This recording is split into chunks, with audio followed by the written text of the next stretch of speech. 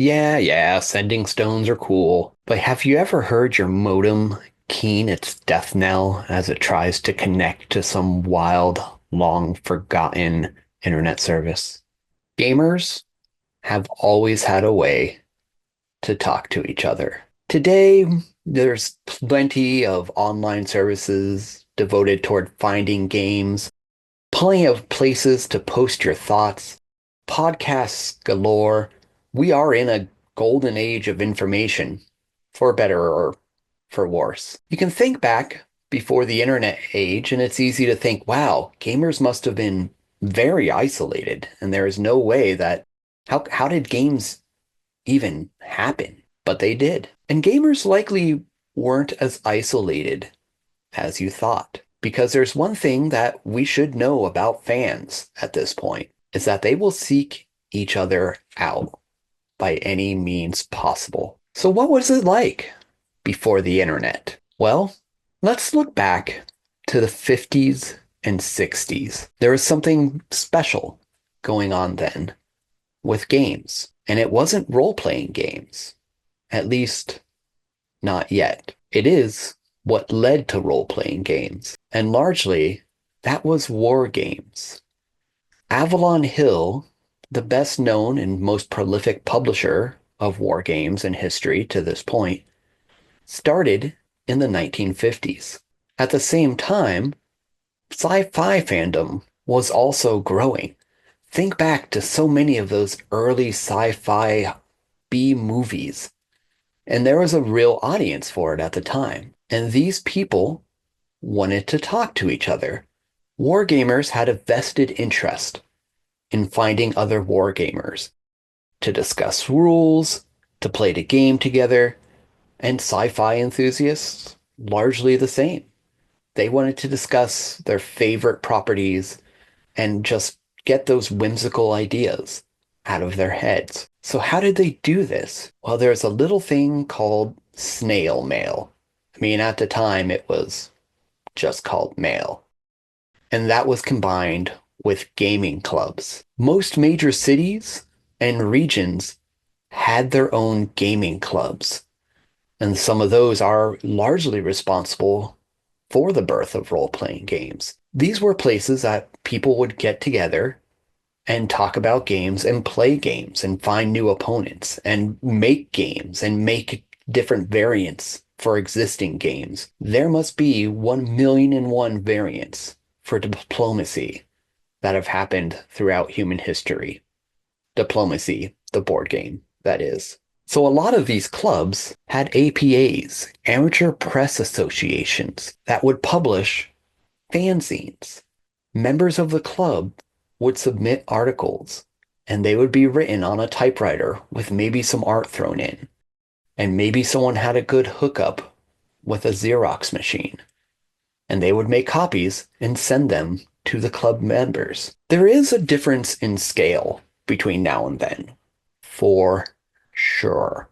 It's easy to look at a subreddit of 1,000,000 people and dismiss a mailing list of, say, 70. But the thing is that now, with its wide availability, communication is kind of cheap. It takes 10 seconds to sign up for a subreddit, and it doesn't matter if you ever used it. It's a different story when you had to actively search out the few places where you could hook up with like-minded people. And these amateur press associations were those, especially if you were paying a subscription fee. It's just human psychology. You're more likely to read something if you've paid for it. And RPG designers, that's true of your work too, just a little FYI. But anyway, they would send out these fanzines, maybe monthly, maybe bi-weekly, often with a not quite frequent production schedule and certainly not regular, but all kinds of cool things would happen in them. Small little games, variants, half ideas, historical things that folks thought were cool. And even if you think about social media today and post sharing, people would just straight up photocopy an encyclopedia if it had a historical reference to a war game or something like that, and put it in these fanzines. Yes, copyright law existed, but really, who cared enough and who was going to chase them down? And so this is how a lot of the war games of the like fit between the 50s and 70s spread. And sci-fi fandoms also utilize these things. And in a way, it was perhaps the thing that is most like Google Plus, Twitter, and the blue sky of today. Kind of smaller, but more devoted groups, very interest focused, and you could really curate who you were following. And ideas tended to really spring out of these places and flourish because they were like a creative gold mine. Dungeons and Dragons would not have happened without these fanzines because this is how so many of the people involved in its formation found out about each other and what they were working on. Despite what others might tell you, Gary Gygax did not exist in a vacuum. Far from it. But these kind of fanzines and everything persisted for a long time. And we still have zines today, and that's part of the reason I still love them, is they just have a very certain vibe to them. There's a very DIY ethos that makes zines happen. Now, how did people find out about these zines? There were some larger publications, like Avalon Hill's The General, and you could buy advertising space in there. And largely that was a vehicle to sell their war games, but it's also was kind of like the forums of the time. If you like internet trolls, read some old letters to the editors. You won't be sad about it. Same for Dragon Magazine. So then where did we get to after this? Let's talk about the dawn of the internet. Before it is what you see today, there's this kind of proto-internet that happened, and I am really far from an internet historian, so I might be using wrong terminology, and I might just be full of crap, which is always kind of true. But before we had like dial-up services like AOL or things like that, before you were looking at web pages, there were BBSs, bulletin board systems, and I think internet relay chat, but that may have been in Internet 2.0. I'm not really sure. But these bulletin board systems were local phone numbers you would call with your modem, kind of like connecting to a fax.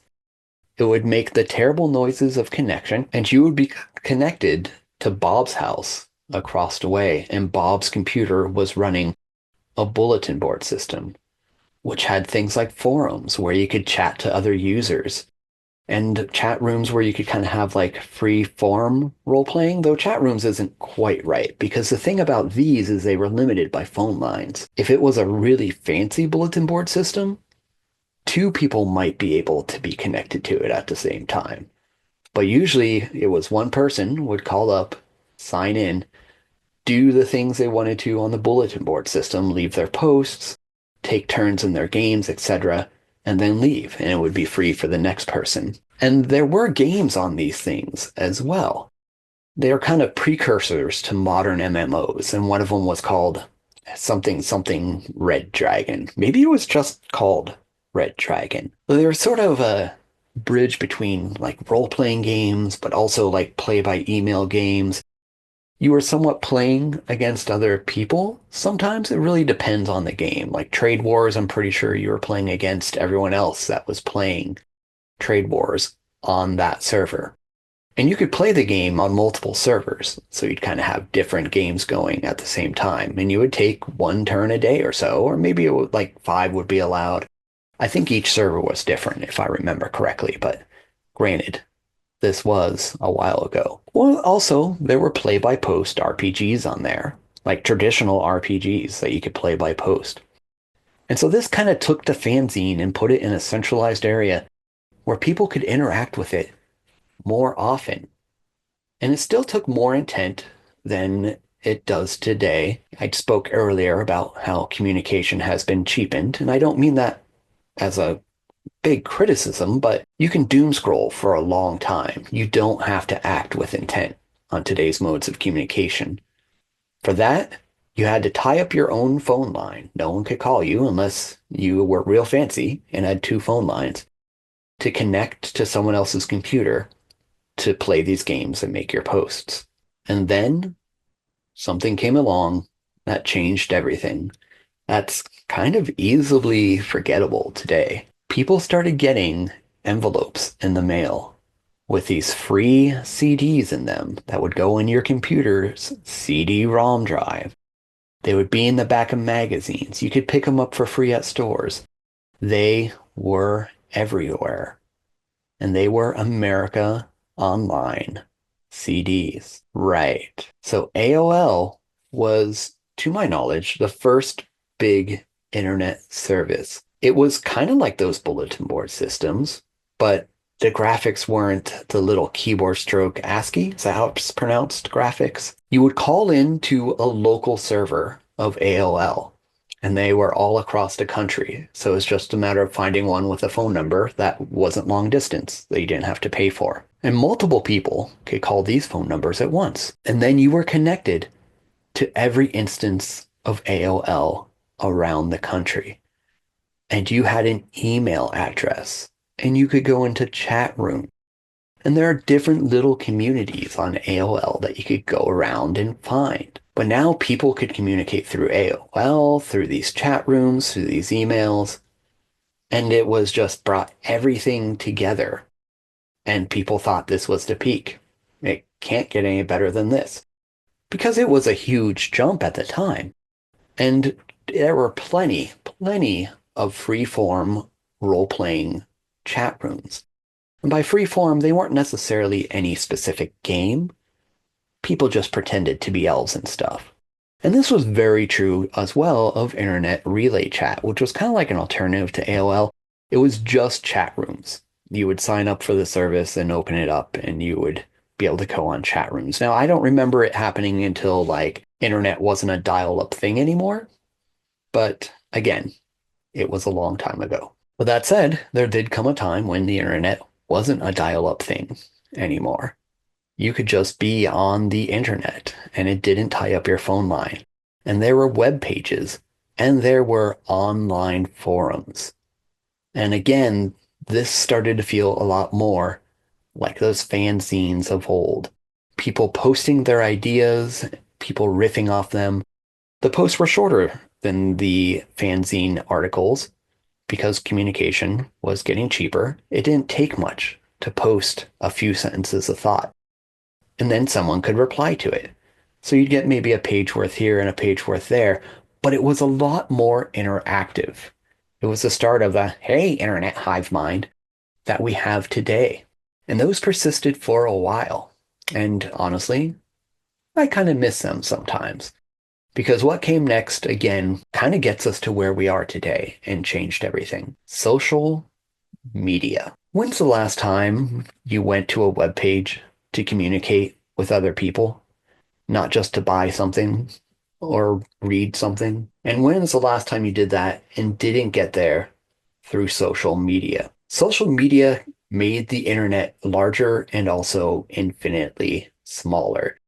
The Facebooks, the MySpaces, etc., etc. That's right, MySpace.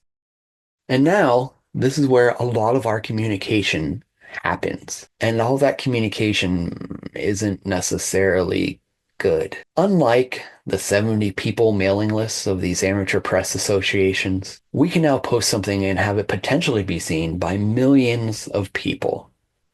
And a lot of them kind of suck. Because the communication is cheap, you don't have to put a lot of thought into what you write, and it's very easy to troll. Now, don't get me wrong. I think there is a lot of good social media communication out there. I run a few Facebook groups that I think are really cool. But I think by and large, that's why a lot of people miss kind of the smallness of those early methods. And that's why the platforms like I mentioned earlier, the defunct G+, I'm going to call it the defunct Twitter. I'm not going to admit it still exists. And Blue Sky kind of thrive. They're very much more interest-based. They're as small and intimate as you want to make them. So yeah, we've always had this way to communicate. But I forgot a kind of pretty important one. and that is blogs. And blogs, they became a place for long form content. They were less about, hey, I want a million people commenting on this, and more about, I have some thoughts. And the OSR community did wonders with blogs and really popularized them. And in a way, some YouTube videos are kind of like blogs, but I don't feel like it's the same. And in some ways, blogs kind of form their own social web, like those zines of old, or even like social media.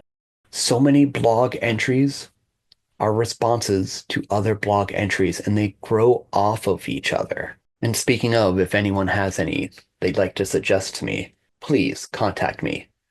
There's a link to my email in the show notes. And if I think they're cool, I'll give them a shout out on a future episode. And I also kind of have my own blog. And I say kind of because the platform isn't really a blog. I use email. And in my mind, I kind of think they really fulfill the same function, but unlike blogs where you might miss an article or something like that, emails go directly to your inbox. So you don't really get to miss anything. And if anyone's interested in signing up for my emails, if you like the show and would kind of like more of this, I have one that goes out pretty much every single day. And if you sign up, I also throw in a free solo game for you. Just go to crumblingkeep.com/crypts. crumblingkeep.com/crypts. Or check the link in the show notes. I'm glad you listened to this podcast about communicating with other gamers. And thanks for letting me communicate with you.